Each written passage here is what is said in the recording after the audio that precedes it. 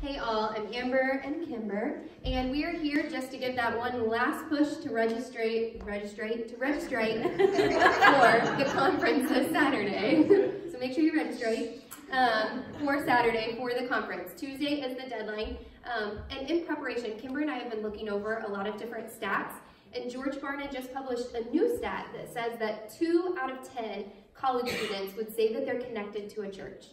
So just let that sink in for a minute, that only 2 out of 10 kids say that they're connected to a church as a college student. So on that Saturday, we're actually going to be having a lot of conversation with you on why kids aren't sticking in church and how we can keep our kids sticking to the church.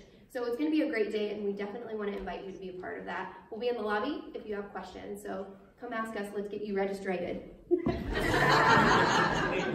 Thanks, guys. I am really excited about the parent conference. If you have not signed up for that, I want to make sure that you go and do that, because if you have any influence over children in your life, this is something that you should be a part of. Now, a lot of people say, oh, my kids are grown and gone, and I just have grandkids. Well, that would be an influence in a child's life, and so it's a good thing for you to come and be a part of that if you can in any way. And plus, it's going to be fun, because anywhere Amber and Kimber are registering people, it's going to be a blast. It's going to be a real good time. We're in week 2 of this series called Together, and last week we started with the phrase, we can do more together. And so just a real quick recap of that.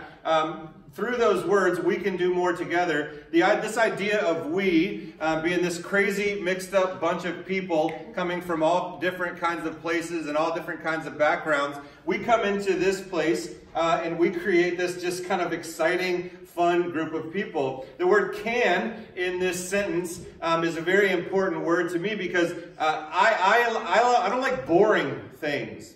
And so when I hear the word can, I think about excitement. I think it's like lighting the fuse on something that could be really fun. And so the word can, to me, just kind of inspires this idea that something awesome is going to happen. We talk about the word do, and thinking about the unique life paths that you guys have been on. And I talked about last week going out to lunch or dinner or something with someone who is much older than you, or if you're old, someone who is much younger than you. And I can remember a time when I went out to breakfast with Buck Lippincott about 4 years ago, so he doesn't like to go out with me very often. But I remember listening to his stories of being in war and serving our country, and I was like a snot-nosed kid just running around wondering where my big wheel was, and thinking about all of the paths that someone has been on that led us to the place that we are right now, and to this church together, where we are to be united doing what it is that God has for us to do. And this idea of more, we can do more. I don't believe that any of us are tapped out. I think that any of us can grow. There's a quote from the great theologian Tommy Callahan from the movie Tommy Boy.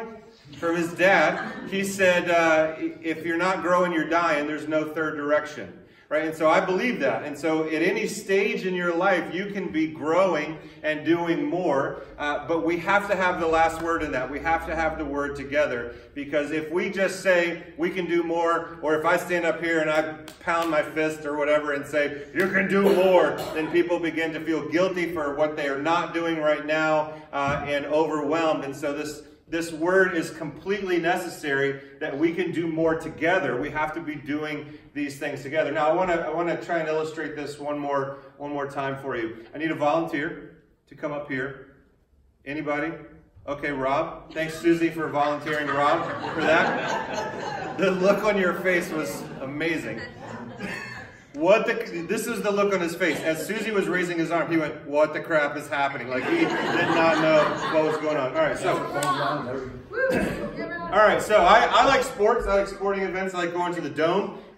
We actually saw Boeheim get his 1,000th win there. That was the most exciting game I've been at the Dome. And so we were cheering and clapping. And so I want to have you pretend like something exciting happened. And I want you to cheer and clap as loud as you can. All right? So, exciting thing. 3, 2, 1, go. Yeah! Woo! Yeah! That's pretty good, right? That's good. Now, Now, as a group, let's match his energy. Ready? 3, 2, 3, 3, 3, 2, 1, go! Right. So, Rob can make all... Freebird. Rob can do all of his sound and cheering together, and you might think, a little crazy, but he's not.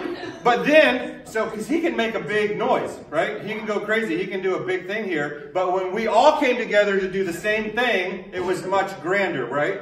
Okay, so this is what I'm saying. Thanks, Rob, for that. We can do more together. We can do more together. We can do more together. We can do so much more when we are together. And it's just illustrated by something simple like one person screaming and then all of us screaming and hollering. We can do more together. Today, we're going to look at this new phrase. We can give more together. We can give more together. So I want you to turn your Bibles to Proverbs chapter 3. Proverbs chapter 3. And if you have a row Bible in the pocket in front of you, it's page 512. Or you can use your YouVersion Bible app. YouVersion Bible app. Does anybody know the nickname for the book of Proverbs? The book of wisdom. The book of wisdom, yeah. So that means that when you read the book of Proverbs and you start applying those things into your life, you should be gaining what? Wisdom. Right. So the first few chapters here, he's kind of laying some groundwork. And in Proverbs chapter 3, he gives us some very, very, very good wisdom for ordering our life properly. And this is what we need to understand. There are many of us who have our life in order, but the order is not proper, the order is not biblical, the order is not necessarily God-honoring. And so this passage will set us up in a direction to order our lives in a way that is honoring to God. Proverbs chapter 3, verse 5. You got it? Trust in the Lord with all of your heart and lean not on your own understanding. This is a really hard statement. A really hard statement. Because what we tend to do is when something that we read from the Bible, we read something in the Bible, and then there's this tension between what we read in the Bible and what we want to do or what we think is the right thing to do. But he says here, trust in the Lord and lean not on your own understanding, which means that God's way is going to be the right way. The thing, I may not understand exactly why God wants me to do this thing, but it's not my place always to understand. Now, I think that when you do the things that God is telling you to do, then understanding comes along later. Now that's tough because we want to know how it's going to help, what it's going to do before we commit to anything. It's not how the Bible works. It's just not. We give ourselves to God. Trust in the Lord with all of your heart and lean not on your own understanding. In all your ways submit to him, and he will make your paths straight. Or in some versions say that he will direct your paths. So if you submit to him, if you give yourself to him, he's going to make your path straight, or he's going to direct your paths. He's going to lead you where you need to go. Verse 7, do not be wise in your own eyes. Fear the Lord and shun evil. This will bring health to your body and nourishment to your bones. This is a this, then, that situation. Okay? Don't trust in your own understanding. Don't be wise in your own eyes. Fear the Lord, meaning that you want what he wants more than you want what you want. Shun evil. You ever been shunned? You ever been like put out of a thing? Now, shunning is not a word that we use in our American English society, but there are religions that still do this. I'm thinking about the Amish and the Mennonite old school with the horse and buggy and thing like that. They shun people out of their community, but the purpose is not so that they will go off and just be whatever they're going to be. The purpose is that they will feel that void and want to come back to their family, right?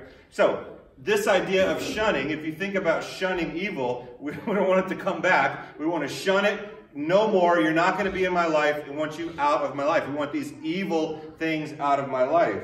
Do not be wise in your own eyes. Fear the Lord and shun evil. This doing that will bring health to your body and nourishment to your bones. Fearing the Lord and shunning evil will bring health to your body and nourishment to your bones. So this is the foundation. Trust in the Lord with all of your heart. Don't lean on your own understanding. Shun evil away from your life. Verse 9, honor the Lord with your wealth, with the first fruits of all your crops. What? Then. So it's another this, then, that situation. Honor the Lord with your wealth, with the first fruits of all your crops. Then your barns will be filled to overflowing, and your vats will brim over with new wine. This is a this, then, that situation. This thing first. Fear the Lord. Shun evil. Don't be wise in my own eyes. Honor the Lord with the first fruits of your harvest. And there's not a lot of farmers around here right now. But honor the Lord with the first fruits of your paycheck.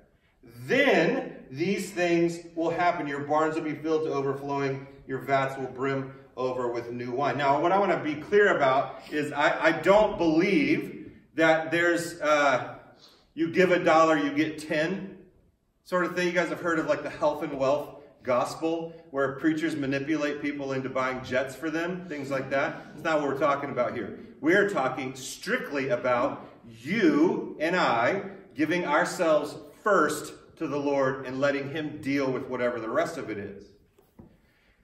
Shun evil.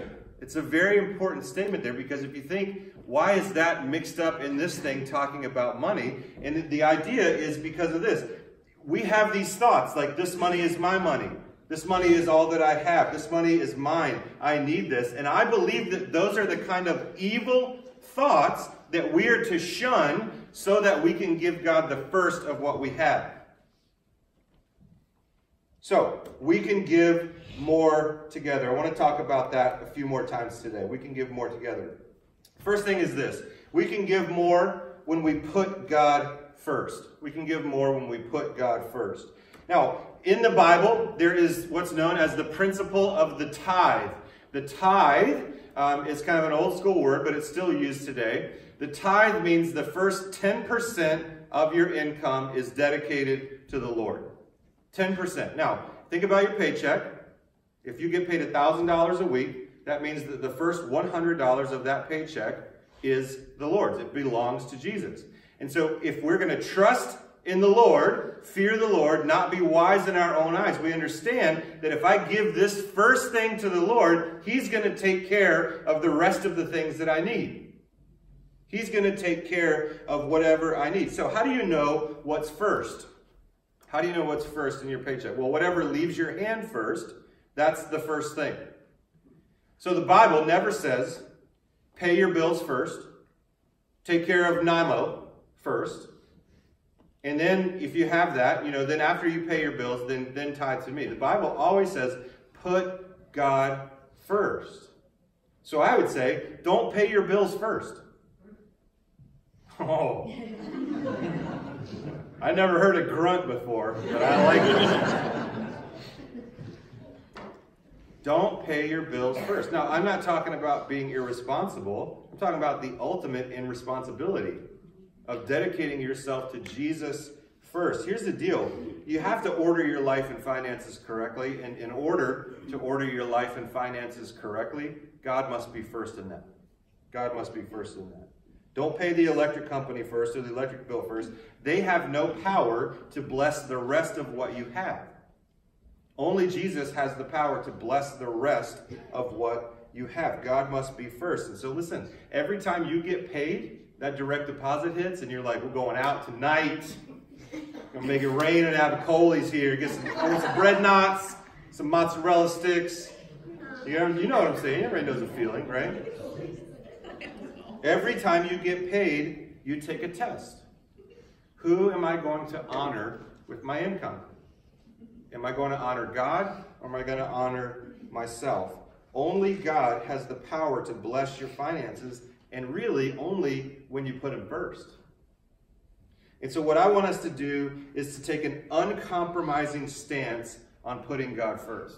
As a church, as Christian people, we need to take an uncompromising stance on putting God first. And the reason why I say uncompromising is because there's a million things in the world that will come against your stance to give your first to Jesus. If you make a statement, you put a flag in the ground, you draw a line in the sand, you say, everything that we get from now on, the first 10% of that is going to go to the Lord. You better believe there's going to be a sale coming up that you need. There's going to be some car that you've been dreaming about that's $1,000 less than MSRP and then blah, blah, blah, and 0.4% APRs. And you're going to go, oh man, that's the thing that we've been needing and wanting. So I don't know if we should give this week. And right there is where you have to make the decision to have the uncompromising stance that you're going to give the first 10% of what you have to the Lord. If you have an uncompromising stance, then all of these little things that pop up in front of you become no-brainers because you've already made a stance. You've already taken an uncompromising stance.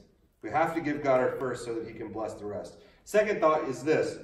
We can give more when Jesus multiplies the gift. And I'm going to go through this really quickly because I want you to go back and read this story in Luke chapter 9. In Luke chapter 9, Jesus is teaching and there's a crowd there. And as the day is wearing on, the disciples are, they're looking at their watches trying to figure out when this thing is going to be over, when Jesus is going to wrap it up. And so they go up to Jesus and they say, listen, dude, for real, these people are hungry. And we need you to send them away so that they can go find something to eat. And Jesus says, you feed them. You feed them. And the disciples look at Jesus and say, we can't do that. We only have 5 loaves of bread and 2 fish. Jesus says, give it to me. Now, this isn't 10%. This is everything that they have. Jesus says, give me that bread. Give me that fish. And then Jesus goes and does whatever he does. And he multiplies the 5 loaves of bread and the 2 fish, and he feeds 5,000 men in this crowd. That's not counting women and children. Statistically, realistically, it could be 10,000 people there. Now, have you been to a concert at Lakeview? Anybody been to a concert over there at Lakeview? I went and saw Weezer and the Pixies this summer, and it was fantastic. And I remember at one point, I just kind of looked around at the crowd, and it was astounding. Been to the dome for games, you see 25 or 30,000 people sitting around, you go, wow, this is a lot of people. They gave Jesus the 5 loaves and 2 fish, and Jesus multiplied it. Now, listen, the gift could not have been multiplied, meaning that we wouldn't be talking about it. The people would not have been fed. The gift could not have been multiplied if it wasn't in Jesus' hands. It had to be in Jesus' hands in order for it to be multiplied. Now imagine you're there, right? A little boy had this, 5 loaves and 2 fish, probably all he had for the next week or so. And Jesus says, give me all that you have. Do you think that there would have been some hesitation there? I certainly do. If it was me, I think I would have hesitated. Like, it's just a waste of time. Just a waste of time. This isn't going to take care of anything. These 5 loaves and 2 fish are barely going to take care of the 3 of us, let alone all these people who are sitting here. But he gave it to them anyway. He gave it to Jesus anyway, even though the task seemed impossible. And here's something that I want us to know and realize.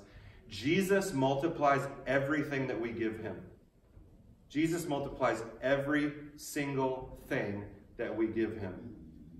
You give him a little bit of your time, Jesus multiplies your joy, Jesus multiplies your excitement. People come in and see that there. Jesus multiplies everything that we give him.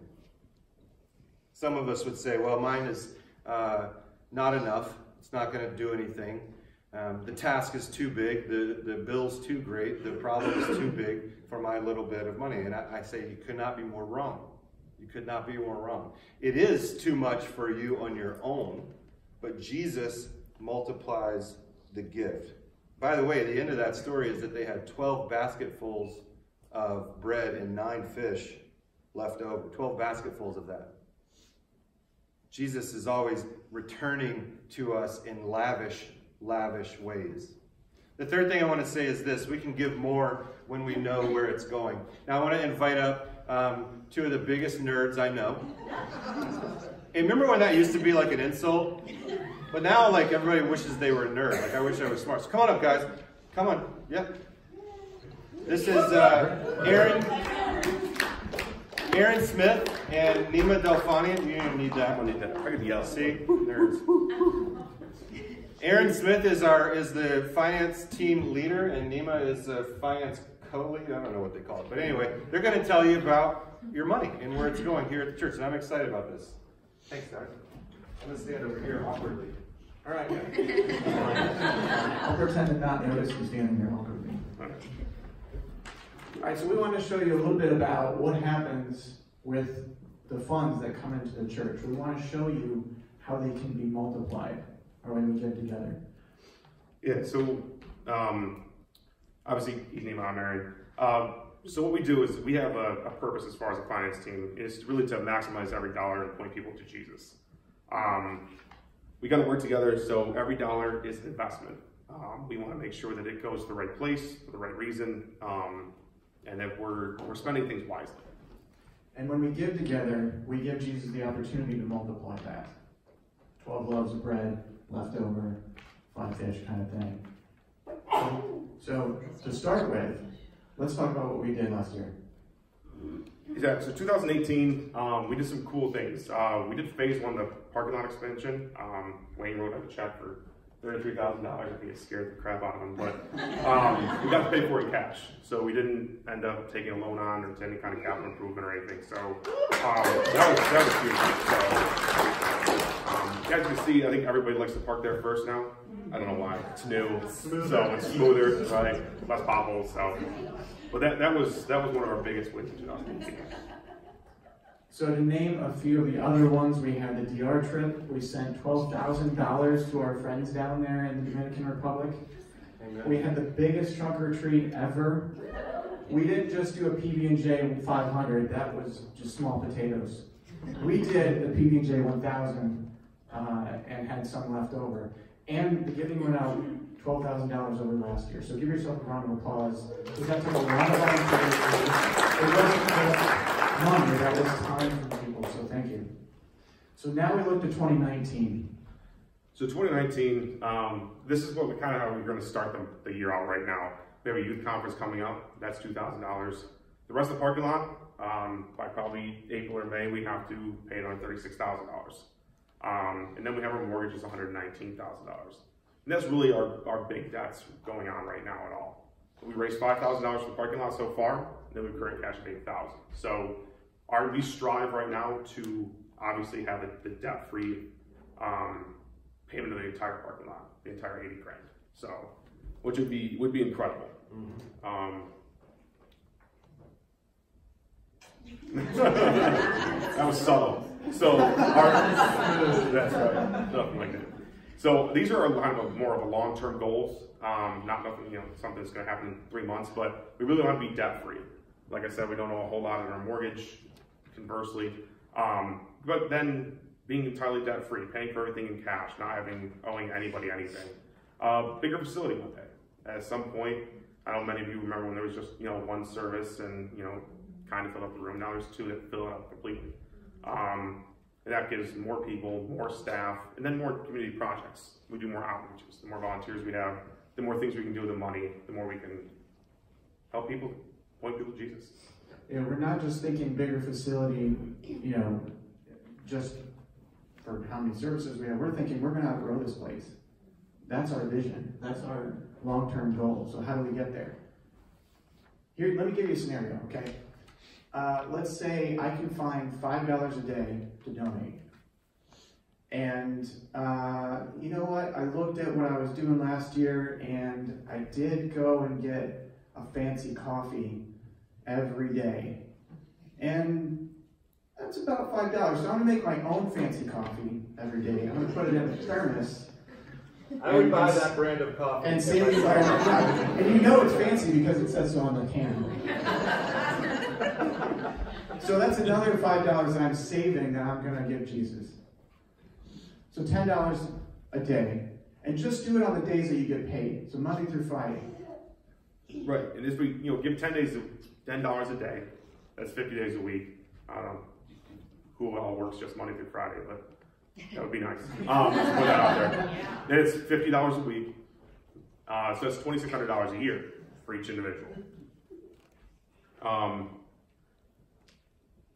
But shoot, lost my thoughts. But that's the LCC expenses were $262,000 last year. So how does the $2,600 per person work? So that's true. That's a drop in the bucket. But if 150 people give just the $2,600 a year, $10 every workday, that's $390,000. That's how that multiplies. Wow. Right. But the thing is, we didn't just have 150 people last year. We grew to 180 people last year. Which is $468,000. But what could we do with that? After our expenses, we have $206,000 left over at the end of the year. Our mortgage, all right, is $118,000. So let me show you what our current plan is to pay that off to get debt free.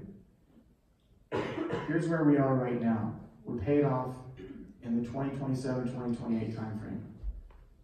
If we hit that goal of giving 50 each week, this is what it turns into. What's not shown there is the $26,000 in interest that stays with the church and doesn't go to the bank. That's what I like to see when I think about when Jesus says, I will multiply what you have when you give it. That's part of the multiplication that we don't always see in the math.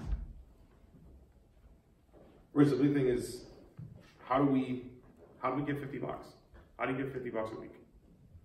Oh, hang on, Aaron. Oh. I missed the point. So not only does that make us debt-free by the time we start next year, it means we have $1 million cash to pay for a new facility by 2025 with an extra $22,000 to do what we need to every year. Okay, now how do we get there? now it's how do we get there? And one of the big things that we do offer here is Financial Peace University. This will teach you how to get out of debt. So how to be debt free and meet your goal of 50. One thing that Dave Ramsey says is he is very, very clear on, who's teaching financial peace, is that the part of the tithing, giving your first fruits back to the Lord. And that is consistent throughout everything. And he preached that before you pay any bill and everything, you give that money back. So we will be offering that coming soon, probably sometime in the spring. I know there's a few people in here, I think, that took it last year. And we saw some great success from it. Thanks, Dave.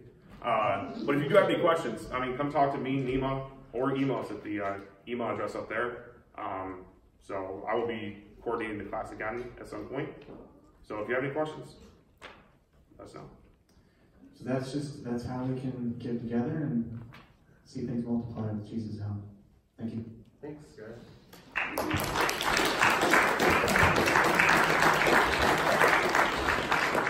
I like seeing that picture of that bar graph. See, nerds are good for stuff like that bar graph. Like we can trickle down to 2028. Which, by the way, does that seem like 1,000 years into the future? It does to me. Like 2028. Like where are we? The Jetsons? I don't know. Or we can trickle down to then, or we can do that this year. That's insanity to think about us being able to do that in 1 year. But man, if Jesus doesn't multiply gifts, I don't know. This is a really, really cool thing. The last thing I want to say, and I'm going to invite the band up because I kind of just want to say a few things here as we close. The last thing that I want to say is this. We can give more when we know why we're giving. I think that it's very, very important for us to know why we're giving money to this church. Let me just pause that part for a second, and I want to just say this thing to. I want to kind of just bear this out to you really quickly, and I didn't think about this before, so I don't know how it's going to come out.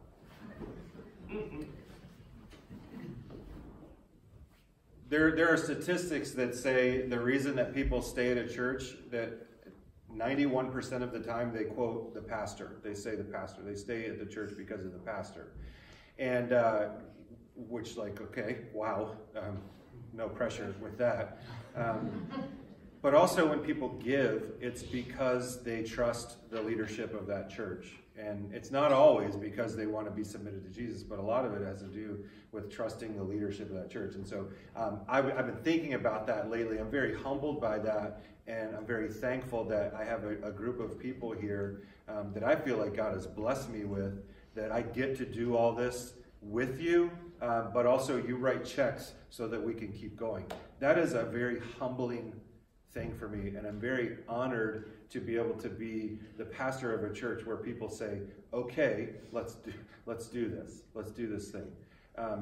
I didn't plan that. That's why that sucked, saying that. Okay. We can give more when we know why we're giving. The bottom line is we give because it points people to Jesus. We give because it points people to Jesus. We give because it changes lives. It changes lives. And if you don't know that your giving changes lives, maybe you should pay more attention to that, honestly. The first life that it changes is your own. When you give, your life changes. Your priorities change. Your ability to function in this world changes completely. And it gives you a sense of more reliance on God. Your life changes. It shows that you trust God. It shows that you are obedient to God. It shows that you are reliant to God to provide for you. The second life that it changes is the life of others. We as a church, we never wanted to be out of touch with people and out of touch with what's going on. My home church that I grew up in, and one of the churches that I worked at before, had multiple hundreds of thousands of dollars in the bank that wasn't used for anything.